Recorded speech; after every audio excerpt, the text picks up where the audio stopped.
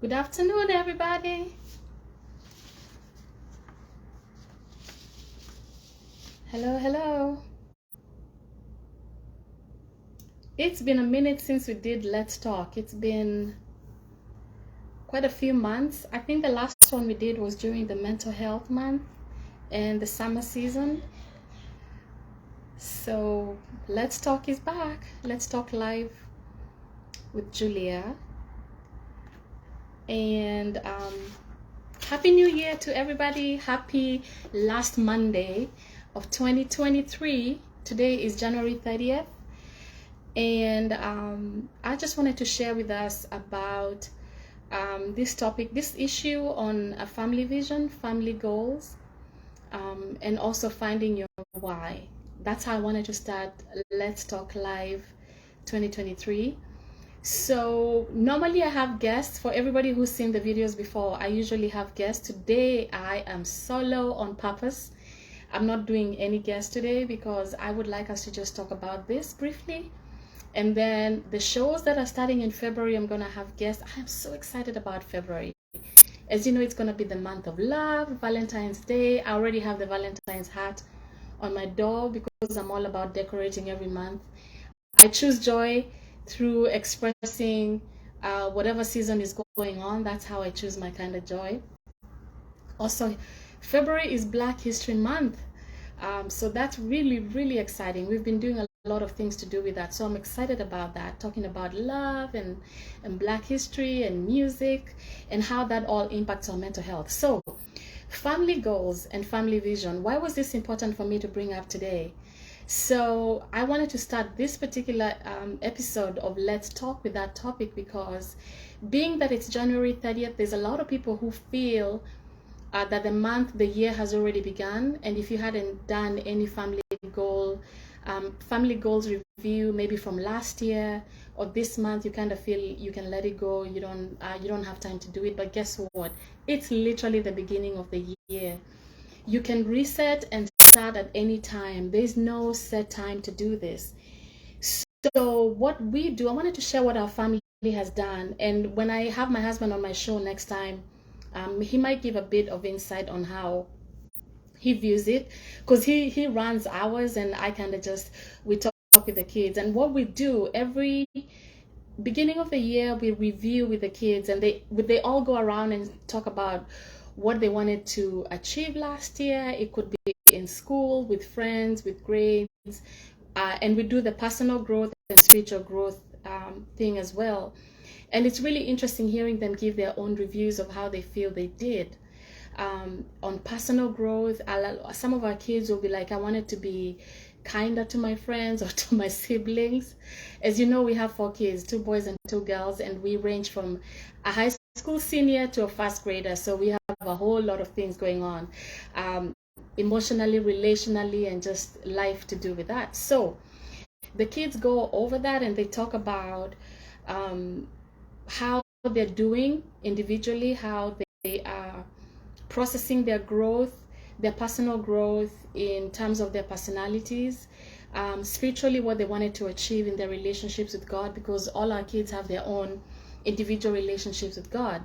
So sometimes they'll talk about that.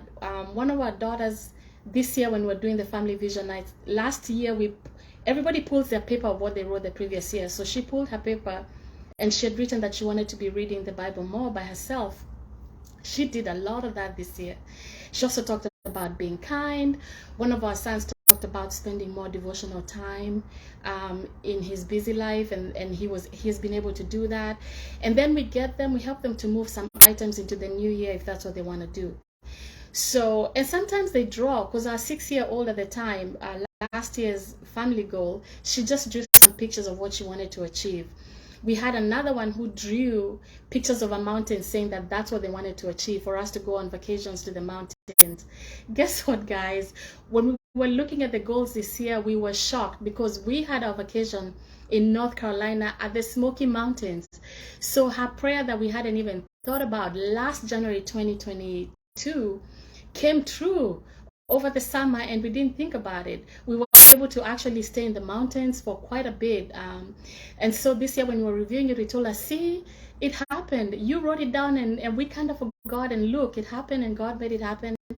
So I want to talk about that family goals and family vision and encourage you. Please don't give up. Don't be like, oh, the time has passed and February is here knocking on the door this coming Wednesday when it's February 1st. So don't give up about that. And a family vision is really just deciding what it is. What's the theme for your year as a family? So some years we've had different themes, and for us, because of being spiritual people, we pick a verse, we pick a Bible verse, and that's what we pray over, and it becomes the theme for the year. So a lot of things are tied to that theme.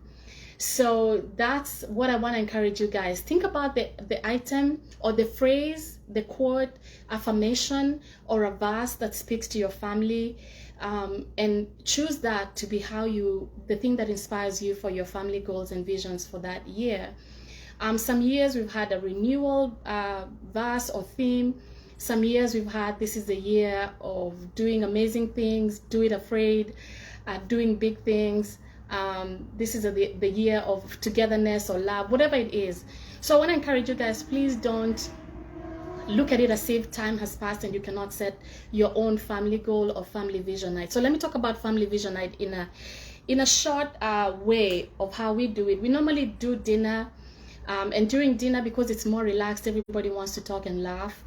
We set it up during dinner time and we review the previous year. Everybody, we keep the papers, so we bring out the papers from the last year, and everybody reads what their paper said, and we laugh about it together, or we're like, wow, that happened, or oh wow, that's really interesting, do you want to move that to this year?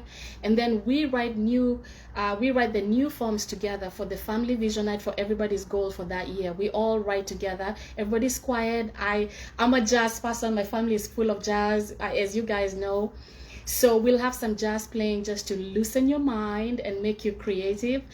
And then we write it down. And then we pray over, my husband prays over them. And I pray along with him. And the kids pray along too. We get them to pray their own individual prayers. And then we close them out, and then we review them again in the middle of the year. So that is family goals set on a family vision night. And that way, everybody kind of has an idea of what it is that they're praying and hoping to achieve this year on paper, so they feel encouraged about it. All right, so that's it in a nutshell. And thank you so much for just hanging around and listening to this. Okay, the next one I wanted to talk about is finding your why. Why did you set those goals for yourself? Now this is about you and about me. Why did you set those goals, right? So for me, a constant goal has been keeping up with my physical walks, like walking in the park, for working out, for my health. I love it.